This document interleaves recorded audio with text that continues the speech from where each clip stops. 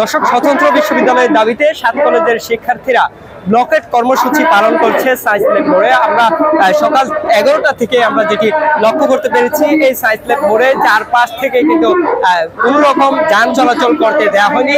এমনকি এখানে পুলিশের যে প্রিজন ভ্যান রয়েছে সেটিকেও কিন্তু তারা আদালতের অভিমুখে কিন্তু তারা যেতে দেয়নি। তারা বলছেন যে তাদের 7 কলেজের শিক্ষার্থীদের যে দাবি রয়েছে সেটি যতক্ষণ পর্যন্ত আসলে মেনে নেওয়া হচ্ছে না ততক্ষণ পর্যন্ত তারা এভাবেই রাজপথে থাকবেন এবং তাদের যে কর্মসূচি সেটি কিন্তু তারা চালিয়ে যাবেন, এমনটি আসলে তারা জানিয়ে দিয়েছিলেন।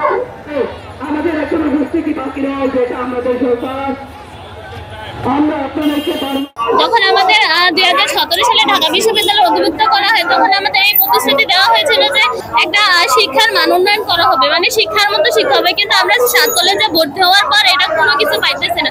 আমাদের শিক্ষার মান উন্নয়ন হচ্ছে তো না, আরো ডিমোশন হচ্ছে। আমরা হচ্ছে কি প্রথমে আমাদের এই যে 7টি কলেজকে একটি পূর্ণাঙ্গ স্বায়ত্তশাসিত বিশ্ববিদ্যালয় করার দাবিতে শিক্ষা উপদেষ্টার কাছে একটি স্মারকলিপি জমা দিয়েছিলাম। তিনি আমাদের এটা যৌক্তিক দাবি বলেছে। আজকে 2 মাস হয়ে গেছে, এখনো কোনো কার্যক্রম গঠন করে নেই না। আমরা চাইছি কমিশন গঠন করুক, আমাদের এই যে একটা পাবলিক সাহিত্য বিশ্ববিদ্যালয় কার্যক্রম শুরু করুক, যেটা ওনারা সংস্কার করবে। এখন আমাদের এই প্রতিশ্রুতি দিচ্ছে, এখন তো আমরা সেটা চাচ্ছি না। আমরা চাই তারা কমিশন গঠন করুক আর আমাদের 7 কলেজে 7 জন প্রতিনিধি রাখুক। আমরা রাজপথে নামতে চাইনি, আমাদের বাধ্য করা হয়েছে। আমাদের যে আশ্বাস নিয়ে অধিভুক্ত করা হয়েছিল ঢাকা বিশ্ববিদ্যালয়, সেই আশ্বাস রাখতে পারেনি। আমরা বিভিন্ন বৈষম্যের শিকার, এখানে চরম বৈষম্যের শিকার, এখানে পদে পদে বৈষম্য।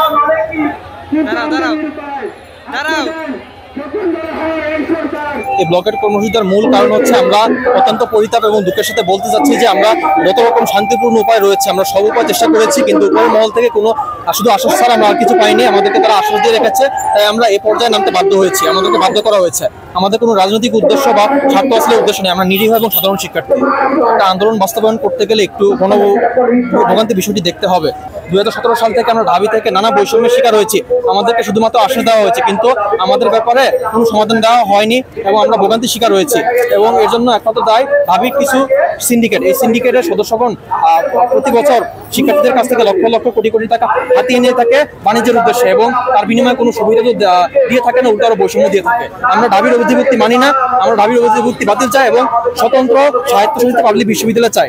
আমরা স্পেসিফিক সংবাদ সম্বন্ধে বলেছি যে হচ্ছে আমাদের 34টা সমস্যা দেখাইছে, এখন শত শত যেগুলো আমরা আসলে এখনো বলিই নাই। তারা ঢাবির শিক্ষার্থী যেখানে লাখ লাখ হাজার হাজার শিক্ষার্থী, সেখানে 7 কলেজের 1.5 লক্ষ শিক্ষার্থীর সমাধান তারা কিভাবে করবে?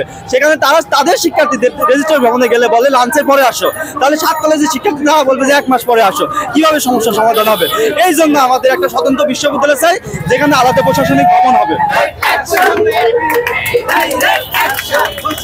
যখন হচ্ছে সরকারের পক্ষ থেকে 13 সদস্যের একটি সংস্কার কমিটি গঠন করেছে, যদিও আমরা এই কমিটি প্রত্যাখ্যান করেছি, কেননা হচ্ছে আমরা হচ্ছে কোনো সংস্কার চাই না। কারণ আমরা অতীতেও দেখেছি সংস্কারের কথা বললেও তারা পরবর্তীতে দেখা যায় হচ্ছে এই সংস্কারটি আর হয় না। সুতরাং আমরা চাই যে হচ্ছে একটি কমিশন গঠন হোক এবং এই কমিশন হচ্ছে 7 কলেজের সমন্বয়ে কিভাবে একটি স্বতন্ত্র বিশ্ববিদ্যালয় প্রতিষ্ঠা করা যায় সেই রূপরেখা প্রণয়ন করুক এবং সেটির বাস্তবায়ন তারা করুক।